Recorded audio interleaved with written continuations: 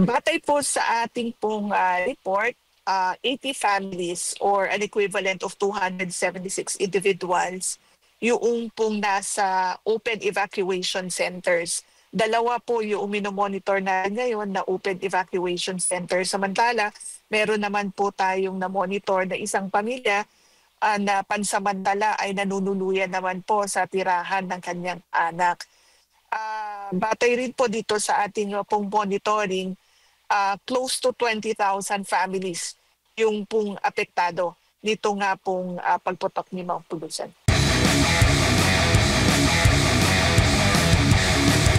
Unahin lang natin yung update po natin sa mga apektado na dito po sa pagputok ng bulkang Bulusan dyan po sa Sorsogon, ASEC. Yes, sa kautusan nga ni Pangulong Marcos Jr. na tiyakin yung maibahagi yung pangangailangan ng ating mga kababayan na naapektuhan nitong pagputok ni Mount Bulusan, si DSWD Secretary Rex Gatchalian ay nagtungo kahapon dyan po sa Sorsogon at nakipag-ugnayan sa provincial government upang matiyak na sapat yung ating pong augmentation support. In fact, nung isang araw pa po ay nagpahatid na tayo ng 20,000 family food packs dyan po sa Bulusan dahil actually madali lang po tayo nakapag-release sapagkat more than 25,000 family food packs have been prepositioned in our Sorsogon warehouse. And nung pumutok nga po si Mount Bulusan, we were already able to coordinate with the provincial government and on the same day nakapag-release po tayo ng 20,000 family food packs upon the request of the provincial government for augmentation support.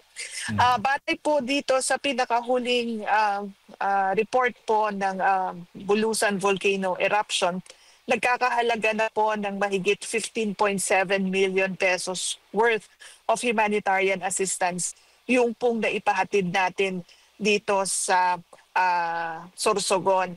And batay rin po dito sa report ng ating Field Office 5 na dispatch yung ating mobile kitchen na kung saan nakapag-provide tayo ng hot meals, lalong-lalo na sa mga internally displaced persons na nasa evacuation center dyan po sa apektadong lugar. And gayon din po, na-dispatch din natin yung ating mobile command center para naman po makatulong sa pag-gather ng karagdagang impormasyon, particularly on the affected populations, nang sa gayon ay tuloy-tuloy po yung pagpapahatid natin ng nararapat na tulong. Opo, gaano ho karami, ASEC, yung mga inilikas dito nga sa naapektuhan nga dito sa pagputok ng bulkang Bulusan, kung meron man? Batay po sa ating pong report, 80 families or an equivalent of 276 individuals yung pong nasa open evacuation centers. Dalawa po yung minomonitor na ngayon na open evacuation center. Samantala, meron naman po tayong na-monitor na isang pamilya na pansamantala ay nanunuluyan naman po sa tirahan ng kanyang anak. Batay rin po dito sa ating pong monitoring, close to 20,000 families yung pong apektado nito nga pong pagputok ni Mount Pulusan. Opo, yung mga lugar na namomonitor po ninyo na apektado ngayon dyan sa Sorsogon, ilang barangay po yung apektado po dito sa pagputok? Well, yes, batay nga po dito sa aming pong ulat dahil kagabi nagkaroon na naman ng eruption. So yung ashfall ay nai-report na sa barangay ng Cogon and Bolos sa Irosin. Gayon din po sa Puting Sapa, Guruyan, and sa Buraburan, dyan naman po sa Huban. And sa barangay Magallanes, sa Tula-Tula, dyan ay naapektuhan din nga po nitong ashfall.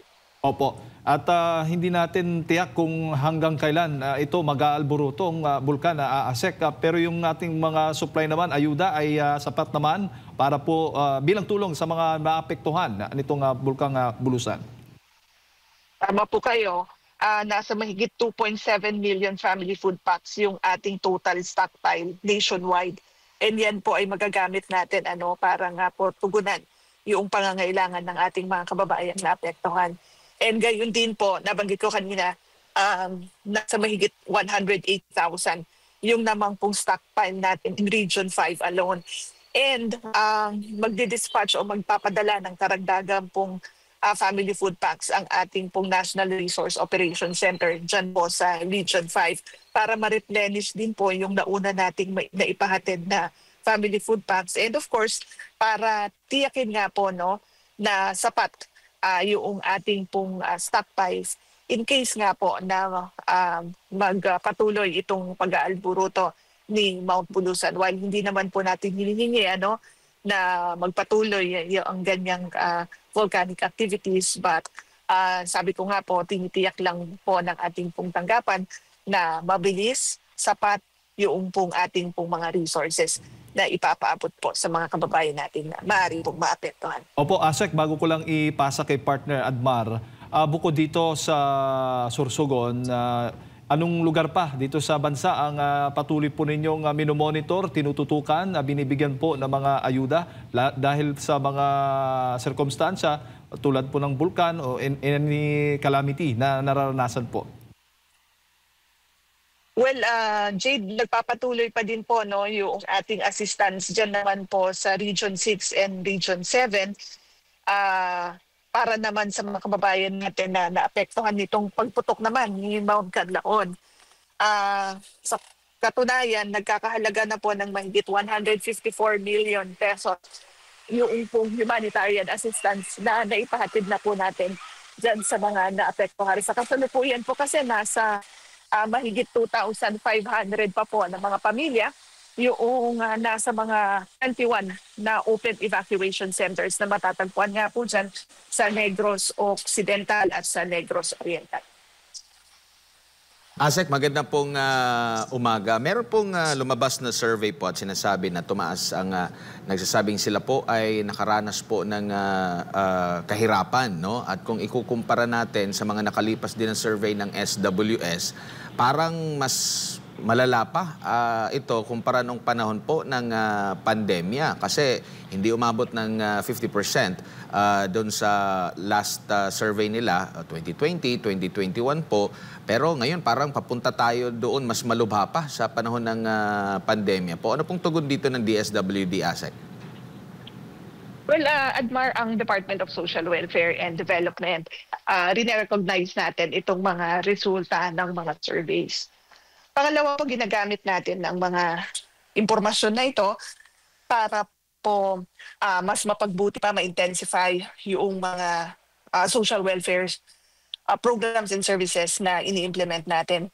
Sa katunayan nga, Admar, dito sa Pantawid Pamilyang Pilipino Program, which is a program that invests in human capital, particularly sa edukasyon at kalusugan ng ating mga children beneficiaries. We've also engaged with partners, particularly the Department of Labor and Employment, para magkaroon tayo nitong 4-piece na trabaho program para sa ating mga 4-piece beneficiaries kung saan nagsasagawa tayo ng mga jobs fair para matulungan itong ating mga 4-piece beneficiaries, particularly those who are exiting from the program, na masustain nila yung improvement ng kanilang level of well-being and maiwasan nga po ma-caution natin sila para hindi po bumalik wala muli sa poverty.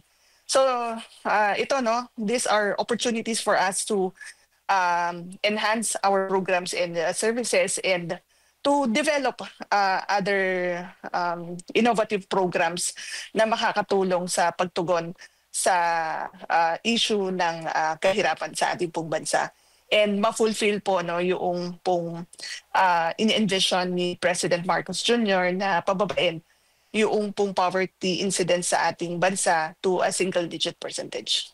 Opo, speaking of pagpapababa sa poverty incidence po, no? Ano naman po yung role ng DSWD dito sa panibagong programa po ng pamahalaan ngayon na 20 pesos sa kada kilo ng bigas? At ang sinasabi nila, kung pababatayin daw yung PSA, ay ito pong bahagi ng Visayas ang may malataas na antas po ng kahirapan. Kaya doon nakasentro ang unang rollout po nitong programa po, ASEC. Well, of course, ang Department of Social Welfare and Development ay kabahagi at kaisa naman po ng ating pong pamahalaan sa pagtataguyod ng mga programa na makakapag-alleviate na po ng poverty incidence sa ating pong bansa. So, sa mga iba pong mga programa rin ng ibang ahensya ng pamahalaan, we fully cooperate sapagkat naniniwala tayo, Admar, na kinakailangan talaga merong whole of government approach in addressing certain issues that affect our country. Sa naman po, dahil ang DSWD, meron tayong mga ginagamit kasi ng mga targeting mechanisms para matukoy yung ating pong mga beneficiaries for various social welfare services and programs ay dito rin po tayo na nagko-contribute at na nakikibahagi. Opo, ASEC, huli na lang tungkol lang po dito sa mga ayuda at lalo na tulad lang po ng AKAP. Nagpapatuloy pa rin ho ba ito sa gitna po, sa kabila po ng panahon ngayon ng halalan? Yes, Jade, batay doon sa COMELEC exemption na secure po natin na kung saan nag-request ang DSWD for an exemption on the public fund spending sa panahon nga po ng eleksyon para hindi po ma-interrupt at ma-react tayo na the delivery of essential social welfare services ay unhampered. And sabi ko nga po, this was favorably acted upon by the COMELEC. And nagpapatuloy nga po yung distribution ng mga serbisyon at mga social assistance na nabanggit. But batay din doon po sa memorandum na inilabas sa atin ng COMELEC, kinakailangan po na wala pong mga political actors, wala pong mga campaign materials na makikita doon isinawa natin na payout. Pangalawa po, we were tasked by the COMELEC na imbitahan yung mga local COMELEC officials to stand as witness para matiyak na nasusunod yung mga panuntunan na inilabas po ng COMELEC para po sa atin dito sa DSWD. And gayon din po, nakalagay din po dun sa memorandum na 10 araw bago po yung election day ay wala na pong mga distribution nitong mga social assistance. Maliban na lamang po doon sa mga regular o mga normal na ibinabahagi ng aming pong tanggapan kagaya ng medical at burial assistance na siyang ipinapahatid naman po natin dito sa mga opisina ng DSWD o mga tinatawag po natin na mga on-site payout events. Opo, opo. ASEC, huli na lang, may mga natatanggap lang tayo kasi mga report at nababasa dito sa social media, kaugnay nga po dito sa pamimigay po ng AKAP o ayuda. May nagsasabi dito na binibigyan sila ng 10,000 pesos pero pag nasa kamay na nila, yung 8,000 isinasauli daw nila doon sa namigay, tapos 2,000 na lang sa kanila. May mga ganito bang balita kayong natatanggap, ASEC, at iba pang mga issues patungkol nga po dito sa ayuda? Well, yung mga ganitong issues, napakahalaga kasi, Jade, na documented po lahat ng mga ito and then communicated through the official platforms.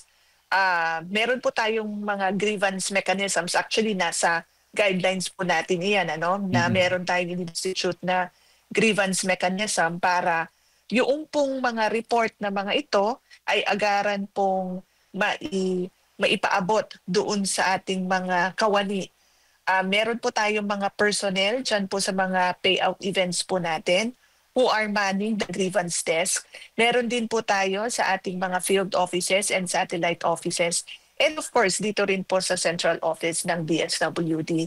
So you can utilize the grievance platforms para po maibaabot yung mga ganito pong mga reklamo nang sa gayon, agaran nating maaksyonan kung kinakailangan po ng further verification ay siya rin naman pong gagawin ng aming pong tanggapan. Alright. ASEC, siguro huling mensahe po ninyo para sa ating mga kababayang nanonood po sa mga oras na ito. Maraming salamat, Jaded and Bar, sa pagkakataon na ibinahagi niyo po sa DSWD para tayo po ay makapag-provide ng update po sa ating pong mga kababayan. We would like to assure yung pong mga listeners, yung mga taga-subaybay po ng inyong programa at lahat po ng mga kapwa Pilipino na nagpapatuloy po ang Department of Social Welfare and Development sa pagbibigay ng nararapat at kaukulang tulong para po sa ating pong mga kababayan na nangangailangan. Lalong-lalo na po yung mga naapektuhan ng iba't iba pong mga disasters. Nandyan nga po yung sa Canlaon, naka-alert level 3 pa rin po tayo at gayon din po nga dyan sa Sorsogon sa pagputok ng mga pulusan. Nais po nating palalahanan ng ating mga kababayan na sana po makinig tayo sa mga abiso ng ating po mga local officials nang sa gayon, maprotektahan po yung ating pong mga buhay, maiwasan po yung further harm, and gayon din po, you need not worry because nakahanda po ang inyong pamahalaan sa ilalim nga po ng pamumuno ng ating pong Pangulo at ng aming pong butihing Secretary na yung pong needed assistance ay maipapamahagi po sa inyo promptly and effectively. So muli maraming salamat po at magandang umaga po sa inyo. Ayan po, maraming salamat ASEC sa inyo po oras at sa pagbibigay po inyo ng impormasyon. Sa ulitin po, mabuhay po kayo, ingat po. Mga kababayan, si ASEC Irene Dumlao ang tagapagsalita po ng DSWD.